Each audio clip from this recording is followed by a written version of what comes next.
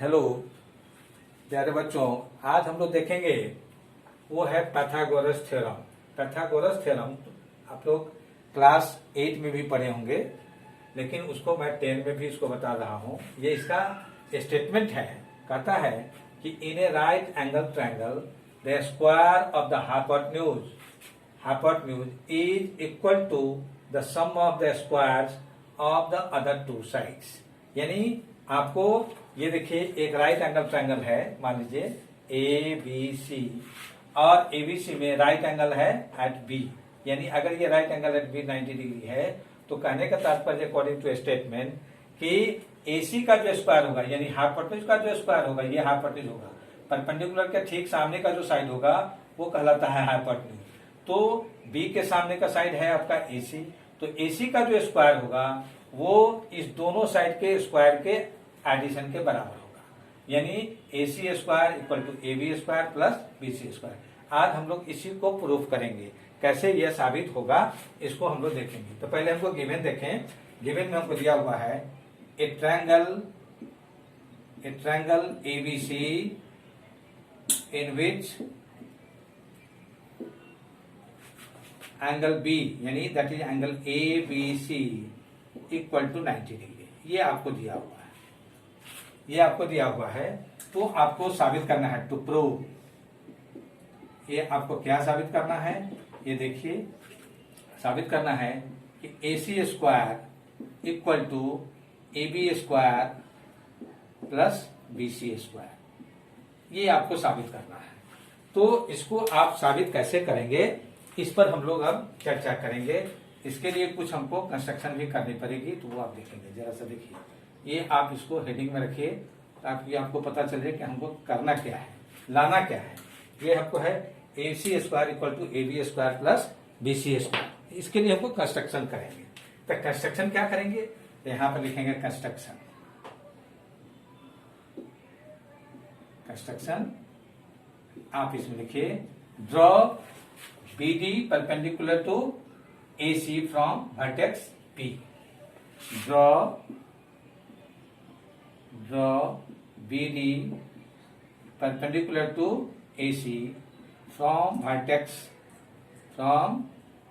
vertex B. ये इससे आप उस पर परपेंडिकुलर डाल दीजिए, जो डॉटेड लाइन से हमने दिखा दिया है। तो ये परपेंडिकुलर है, तो यानी ये भी 90 डिग्री होगा और यह भी 90 डिग्री होगा।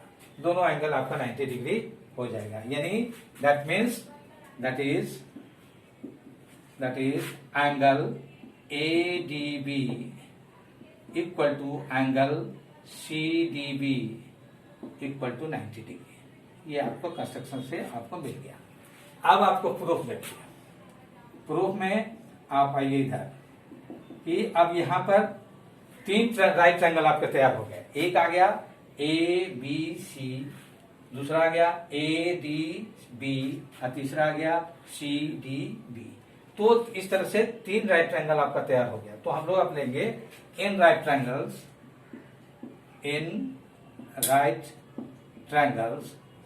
ABC and ADB। जब आप ट्रायंगल्स ले लेंगे तो यहाँ ट्रायंगल लिखने की जरूरत नहीं होगी। या अगर एक ट्रायंगल रहता तो आप ABC लिखते, तो यहाँ पर फिर ट्रायंगल लिख सकते थे। यहाँ S लगा दिए, इसलिए यहाँ ट्रायंगल लिखने की जरूरत आपको नहीं है। अब देखिए कि अब यहाँ पर एंगल A दोनों में लिखिए, एंगल A और एंगल A दोनों में आपका कॉमन आ रहा है। देखिए ये दोनों में एंगल कॉमन आ रहा है, तो देखिए angle A equal to angle A। देखिए दैट इज कॉमन, ये आपका कॉमन है। अब angle B, angle ABC equal to angle ADB, दोनों 90 डिग्री के बराबर है। तो लिखेंगे angle ABC equal to angle ADB। ये लिखिए बाय कंस्ट्रक्शन एंड गिवन। दोनों से है, एक गिवन है आपका, ये कंस्ट्रक्शन से है। दैट इज इक्वल टू क्या है आपका 90 डिग्री।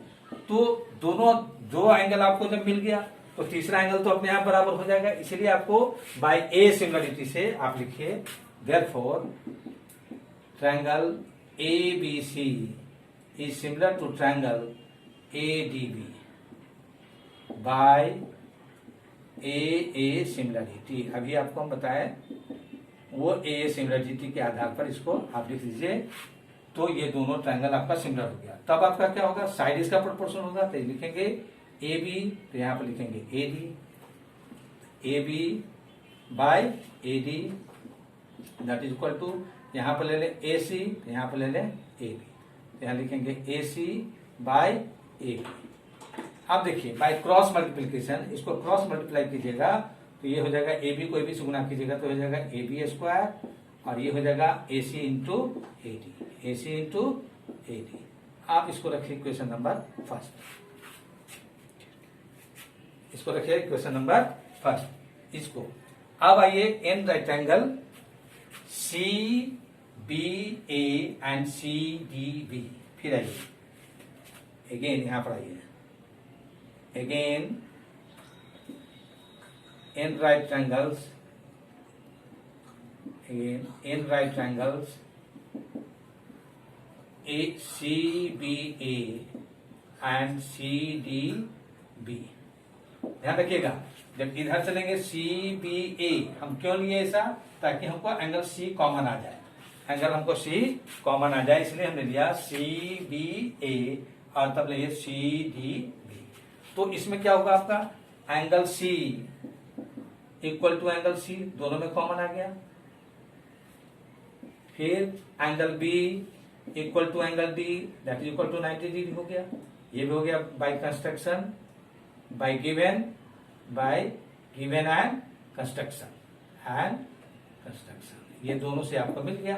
तो यहां भी लिख देंगे therefore triangle CBA is similar to triangle CDB by AA similarity, ये ध्यान रखिएगा। ये लिखिएगा, ये फर्स्ट टू लेटर लिए तो ये फर्स्ट टू लेटर ले लीजिए, तो क्या हो जाएगा, इसको C भी लिखिए चाहे BC लिखिए, दोनों एक ही चीज है। बाय यहाँ पर CD लिखिए दैट इज इक्वल टू, फिर यहाँ पर AC अगर लेते हैं तो यहाँ पर हो जाएगा BC, तो यहाँ पर लिखिए AC बाय BC। आप देखिए इसको जब क्रॉस मल्टीप्लाई कीजिएगा तो क्या मिलेगा आपको, BC square equal to AC into CD, AC into CD। इसको रखिए इक्वेशन नंबर 2। आप दोनों को ऐड कर दीजिए, ऐड इक्वेशन 1 एंड 2, फर्स्ट और सेकंड को दोनों काट कीजिए। देखिए ऐड